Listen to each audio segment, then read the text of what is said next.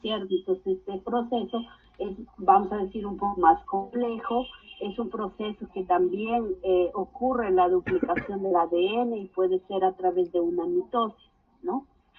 Mientras que en los procariotas yo tengo la información que se realiza a través de una fisión binaria, ¿no? Donde yo tengo una célula eucariota donde ocurre un cargamiento celular, la formación de un feto y luego la generación de dos células hermanas, ¿no? Este proceso es rápido, ¿cómo se hace?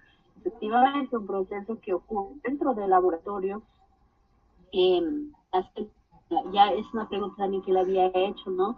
Una de las bacterias que más se utiliza para estudios o para diferentes investigaciones en los laboratorios es E. coli, debido a que E. coli es un microorganismo tiene una duplicación bastante rápida, ¿no? Entonces aquí estamos observando que el tiempo de generación es eh, este, hasta en 80 minutos, inclusive en condiciones de laboratorio se puede lograr esto hasta en 30 minutos ya, la duplicación de la población microbiana, ¿no? Entonces, eh, por eso es que, por esta plasticidad, por esta velocidad y facilidad de tener a E. coli organismo ampliamente como un modelo, ¿de acuerdo? Ampliamente utilizado como un modelo de estudio.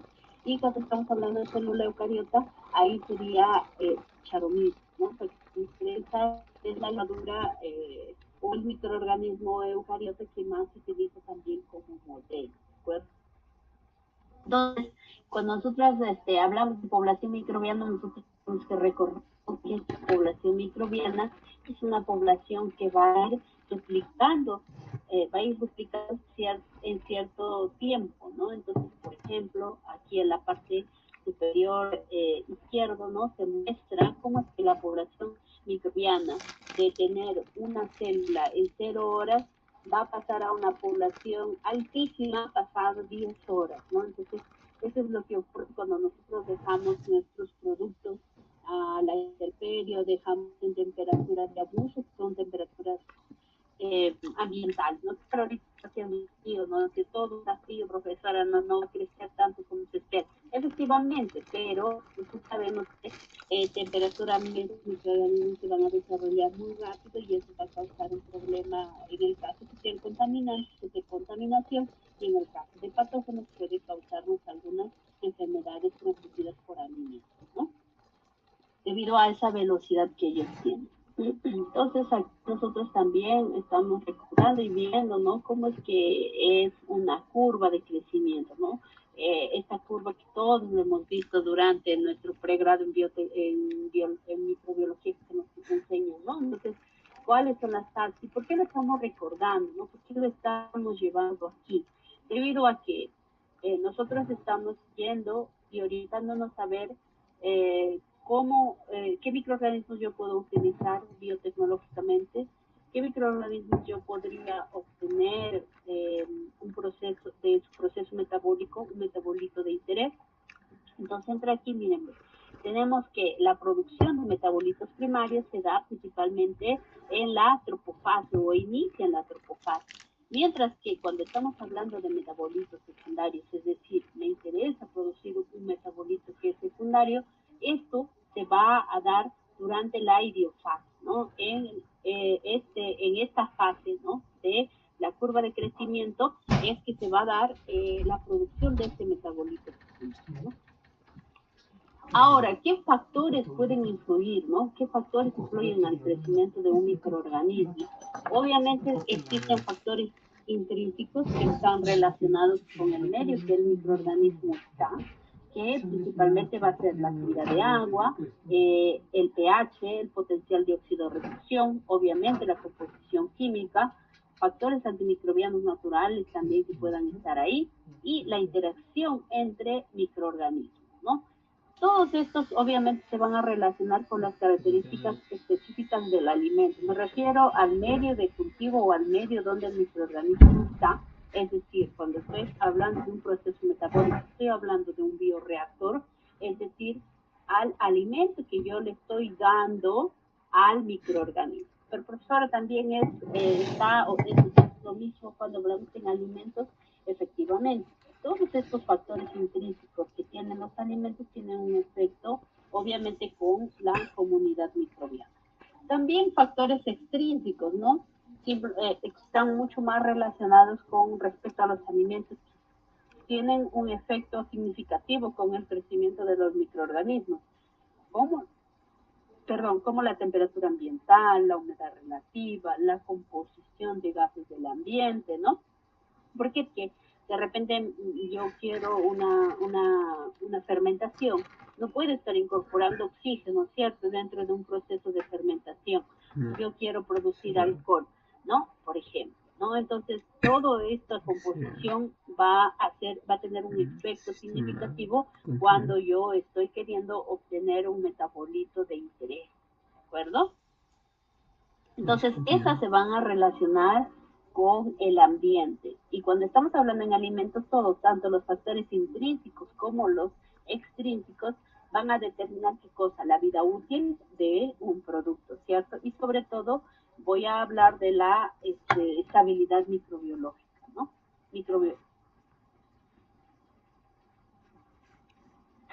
Ahora, hablan de metabolismo, ¿no? Recordando, ¿no? Metabolismo. El metabolismo viene a ser un conjunto de reacciones químicas que van a producirse dentro de una célula y que van a tener tres funciones. La primera función va a ser obtener energía química del entorno, convertir nutrientes exógenos en macromoléculas, también degradar moléculas para cumplir diferentes funciones celulares, ¿no? Entonces, acá nosotros vamos a tener al catabolismo y al anabolismo, ¿no? Vamos a recordar, el catabolismo viene a ser la degradación de sustancias complejas en sustancias simples o sencillas. Y el anabolismo es lo contrario, es la formación de sustancias complejas a partir de sustancias simples o sencillas, ¿no? Entonces aquí yo voy a tener, ¿qué cosa? A través de un proceso anabólico yo voy a tener moléculas pequeñas, con la energía voy a formar moléculas mucho más complejas, al contrario del catabolismo, ¿no? Entonces, los procesos anabólicos quiere decir qué cosa, que a partir de sustancias simples yo voy a formar sustancias complejas. Lo que ocurre, entonces yo utilizo los microorganismos y le voy a incorporar una fuente de carbono, y ¿qué es lo que yo voy a obtener? Voy a tener sustancias complejas, ¿no? Entonces voy a modificar la estructura de estas moléculas y voy a obtener de repente proteínas, enzimas, lípidos, un sinfín de moléculas que sean de mi interés, ¿no? Entonces, cuando hablamos de metabolismo microbiano, nosotros hablamos que existe una gran diversidad de los microorganismos, ¿cierto? Existen microorganismos que pueden ser autótrofos o pueden ser heterótrofos y por ejemplo, los autótrofos que van a utilizar el CO2, mientras que los heterótrofos van a utilizar los compuestos orgánicos, ¿no? Van a usar los compuestos orgánicos, es decir, que van a tener una fuente de carbono, ¿no? Entonces, ¿cómo puede ser compuestos orgánicos o compuestos inorgánicos, ¿cierto? Entonces, cuando estamos hablando de compuestos orgánicos, obviamente entra aquí a tallar lo que es la oxidación de carbohidratos, lípidos, o también inclusive hidrocarburos, mientras que en la parte de compuestos inorgánicos es la oxidación de compuestos inorgánicos, que vamos a ver principalmente en la parte de bioremediación, ¿no? Cómo es que los microorganismos van a incorporar en su metabolismo ciertas moléculas, ¿no? O sobre todo de metales pesados, ¿no? Que pueden ir tener que pueden hacer este proceso, ¿no? Allá, aquí está, ¿no? Y entonces estos procesos de oxidación de compuestos orgánicos se hacen mediante, puede ser, ¿no? Mediante respiración o durante la fermentación, ¿no? Nosotros sabemos que el proceso de respiración de una célula es la producción de energía, ¿no? La producción de ATP. Entonces, ¿dónde se da este proceso de respiración celular? Pues sabemos que en las células eucariotas esto se da en la mitocondria, mientras que en las células procariotas esto se realiza en la membrana, ¿cierto? Entonces, todo este proceso de producción de energía. Entonces viene acá un proceso de respiración celular, es un proceso metabólico bastante importante, ¿no? Es un proceso metabólico que también me da un indicador cuando ustedes habrán escuchado o habrán visto eh, metodologías para la detección del ATP, para la formación de biopelículas, ¿no? Que se utiliza bastante en la industria, ¿no? ¿Por qué? Porque cuando yo estoy hablando de ATP, estoy hablando, ¿qué cosa? Que hay microorganismos vivos, ¿no? Se está produciendo energía, entonces si yo tengo un marcador de ATP, quiere decir que los microorganismos están vivos, ¿no? Entonces, el metabolismo microbiano, ¿qué es lo que nos dice? Que eh, es, eh, requiere, ¿no?, la formación de estructuras bioquímicas, es decir, a través del metabolismo microbiano, ¿qué es lo que yo voy a hacer? La célula va a producir proteínas, ácidos nucleicos, polisacáridos, lípidos, ¿no?, que van a partir de elementos que ya están preformados ya en un medio de crecimiento, o puede ser o pueden ser sintetizados por la propia célula. Es decir, el microorganismo puede usar compuestos que están en el medio de crecimiento, puede sintetizarlos ellos mismos, ¿no? Pueden hacer la producción de estos compuestos. Entonces, ¿cuáles son las propiedades, no? Esta es una pregunta que yo siempre hago al final de todo en la clase. Siempre hago esta pregunta en el examen. ¿Cuáles son las propiedades de un microorganismo de interés industrial? Es decir, ¿qué necesita tener ese microorganismo para poder ser utilizado industrialmente? Es decir, para ser utilizado biotecnológicamente. En primer lugar, tiene que producir algún producto de mi interés, obviamente, ¿cierto? Es decir, una enzima, qué sé yo, algún compuesto que me interese. Luego, tiene que ser capaz de crecer y sintetizar productos de cultivo en larga escala. Tiene que tener un crecimiento rápido y producción de productos en un periodo corto. Tiene que tener un crecimiento de preferencia en medios líquidos y si estos son baratos, mucho mejor. ¿De acuerdo? ¿Por qué? Porque en medio líquido es mucho más fácil la separación en muchos casos cuando yo quiero purificar proteínas, por ejemplo, ¿no? No, obviamente que no debe ser patógeno, no puede ser patógeno, ¿no? Si yo quiero un micro para producción o para uso industrial, obviamente esto no puede ser patógeno, es decir, no puede tener genes que estén asociados a virulencia. Y obviamente también tiene que tener una fácil manipulación, ¿no? Entonces, aquí también debemos recordar qué cosas, quiénes son los metabolitos primarios y los metabolitos secundarios, ¿no? Los metabolitos secundarios, a diferencia de los primarios, no están asociados al crecimiento.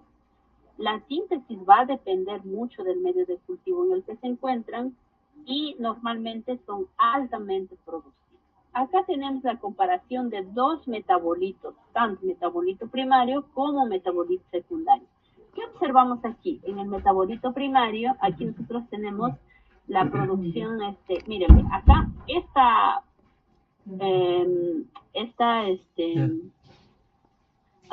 tenemos aquí el azúcar, ¿cierto? Esta curva representa el azúcar, ¿no? La fuente de carbono. Esta línea, se me fue el nombre,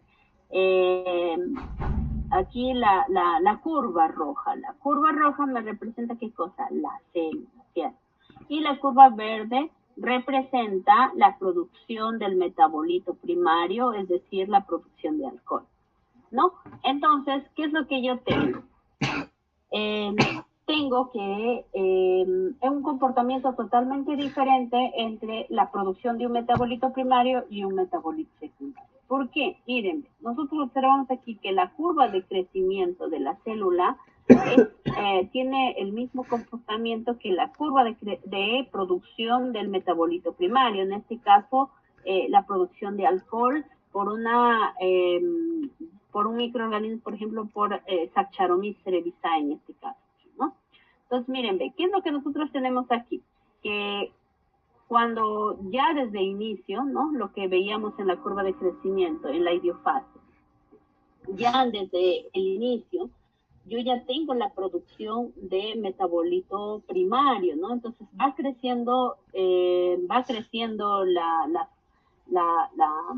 las levaduras y también con ello va aumentando la producción de alcohol, ¿cierto? ¿No? Hasta que llega a un punto donde más células, ya no puede haber más la producción de células, ¿cierto? Llega un momento en que la cantidad de alcohol va a inhibir ya el crecimiento de estos microorganismos, y quien trabaja en fermentaciones o trabaja en la producción de destilados sabe, ¿no? Que llega un periodo donde ya yo tengo que parar esta fermentación porque yo ya no voy a obtener más alcohol, ¿cierto? Llega a ese punto donde ya los microorganismos están en una cantidad tan alta que ellos mismos, vamos a decir, como que se matan, ¿no? Por la producción de alcohol que ellos están realizando. Mientras que un metabolito secundario, obviamente, aquí va a haber una clara diferencia, ¿no? En el comportamiento de estas curvas. Y aquí nosotros vamos a tener, ¿qué cosa? Que la producción de penicilina, acá miren, la producción de penicilina, que viene a ser el metabolito secundario, tiene un comportamiento diferente, ¿no? La curva de la producción de este metabolito secundario es totalmente diferente. ¿Qué ocurre acá? Miren, acá yo voy a tener la gran producción de célula productora de penicilina, ¿no? Y esto ya, una vez que yo ya he alcanzado la fase log, ya prácticamente estoy yendo ya casi a fase estacionaria, es cuando yo estoy produciendo la penicilina, ¿no? Entonces, y la mayor producción yo ya la tengo, no crece junta, ¿no? Entonces, si nosotros observamos, va a haber un proceso totalmente diferente. Entonces yo tengo que recordar eso. Si yo estoy produciendo un metabolito de interés, tengo que reconocer, ¿es un metabolito primario? ¿Es un metabolito secundario lo que yo quiero producir? ¿De acuerdo? Que esto va a tener claras diferencias al momento de parar los procesos, ¿no? De parar estos procesos y sobre todo también al momento de purificar, ¿de acuerdo? Entonces, cuando yo estoy utilizando principalmente las levaduras para los procesos, para diferentes procesos, es decir, me interesa producir enzimas, antibióticos, ¿no? Yo lo puedo hacer a través de los microorganismos, ¿no? Entonces puedo tener productos que hayan sido obtenidos a través del metabolismo celular o que sean de obtención de microorganismos, ¿no? Entonces yo voy a tener las células, ¿no? Y lo que yo les decía, cuando tengo la caja negra, yo tengo los factores de ingreso, factores de salida. Pues en un momento en que yo necesite, por ejemplo, la biomasa o de repente el producto, ¿no? Entonces, cuando yo estoy produciendo biomasa, me va a interesar de repente que yo quiero la extracción de ciertas enzimas, pero que están en la estructura de la célula. Entonces, ¿qué me interesa? Producir biomasa, ¿cierto? Si yo quiero antibióticos, en muchos de los casos estos van a ser productos del metabolismo, ¿no? Entonces, también puedo, de repente, mi interés es producir, ¿no? Por ejemplo, aminoácidos o la producción de alcohol, ¿no? O otros químicos, como por ejemplo el ácido cítrico, ¿no? Entonces, esta ya la habíamos visto antes, ¿no? La parte superior ya habíamos visto que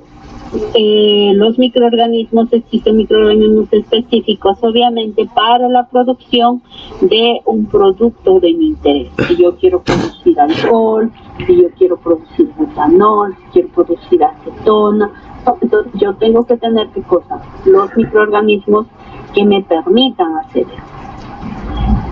Vamos a parar aquí y luego vamos a regresar con la producción de ácidos orgánicos. Vamos a parar aquí hasta las 9:30. ¿De acuerdo? 9:30 continuamos. Vamos a tomarnos agüita o café para continuar. ¿De acuerdo? Listo, vamos a parar aquí hasta las 9:30. ¿De acuerdo? Ok, ok, Juliana.